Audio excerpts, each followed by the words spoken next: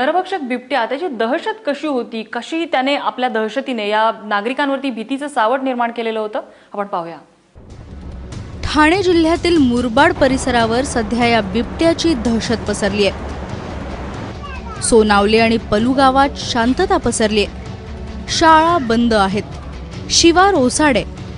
गेल्या 7 दिवसात बिबट्यानं 2 महिलांची शिकार केली आहे, तर 4 जनावरांवरही हल्ला केलाय।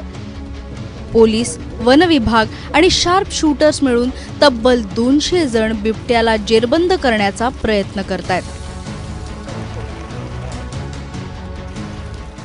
मी या गावाच्या एका पोल्ट्री फार्मच्या इथं आहे आणि या पोल्ट्री फार्मच्या मागे आपण पाहू शकतो इथं हे एक ट्रॅप लावण्यात आलेलं आहे।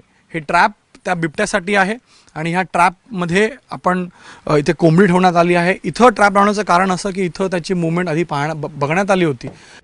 सोमवारी बिबट्यानं बारकुबाई भोईर आणि मीराबाई वरे या महिलांना ठार केलं आणि बिबट्या गावात शिरला। संध्याकाळ झाल्यानंतर ते घरी परतले नाही, त्यामुळे मग त्यांना शोधण्यासाठी त्यांचे मुलगा वगैरे गेले, तर ते पाहतात ते तिथे त्यांची चप्पल होती। मग त्याच्या पुढेच त्यांचे रक्ताचे थेंब मग ते सांडलेले होते। मग त्या रक्ताच्या थेंबाच्या शोधात माग काढीत गेल्यानंतरच ते तपास लागला त्यांचा। बिबट्यानं गावकऱ्यांवर हल्ला करण्याची ही पहिलीच वेळ आहे। रात्री कोंबड्यांचा आवाज झाला जोरात, हे कोंबड्या पळाल्याचा। असं काय झालं का मी बाहेर येऊन बघतो का काही प्रॉब्लेम आहे का असं।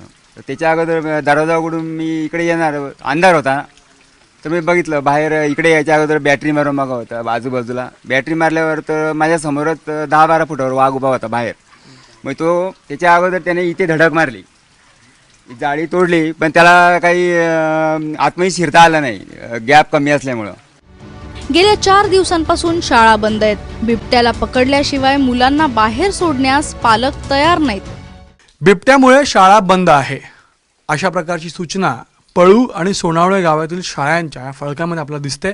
आणि याचं कारण आहे ज्या प्रकारे या बिबट्याने या दोन्ही गावांमध्ये लोकांवर हल्ले केले, जनावरांना आपल्यासोबत घेऊन गेला आणि या शाळा जंगलाच्या आजूबाजूला असल्यामुळे हे शाळा बंद करण्यात आलेली। आपल्यासोबत स्थानिक लोक आहेत, त्यांच्याशी बातचीत करूयात। एक दहशतीचं वातावरण आहे कारण 2 जणांची मृत्यू झाली आहे, तर याला पाहता तुम्ही सगळे प्रिकॉशन्स घेताय?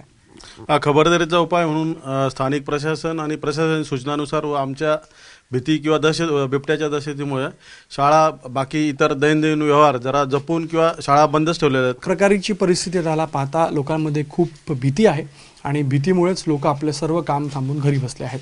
कॅमेरामॅन सचिन शिंदेसह गणेश ठाकूर, ABP माझा, पळू गाव, मुरबाड, ठाणे।